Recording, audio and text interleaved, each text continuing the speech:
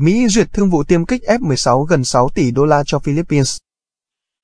Mỹ đã phê chuẩn thương vụ bán 20 tiêm kích F-16 và các thiết bị liên quan trị giá 5,6 tỷ đô la cho Philippines.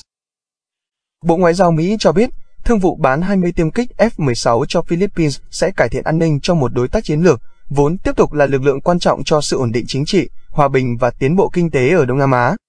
Theo Bộ Ngoại giao Mỹ, thương vụ sẽ thúc đẩy năng lực của không quân Philippines trong việc thực hiện nhận thức về lĩnh vực hàng hải và nâng cao khả năng chế áp phòng không của đối phương.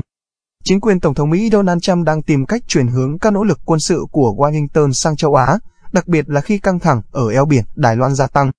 Ngược lại, chính quyền của ông có xu hướng giảm bớt sự can dự của Mỹ ở khu vực châu Âu.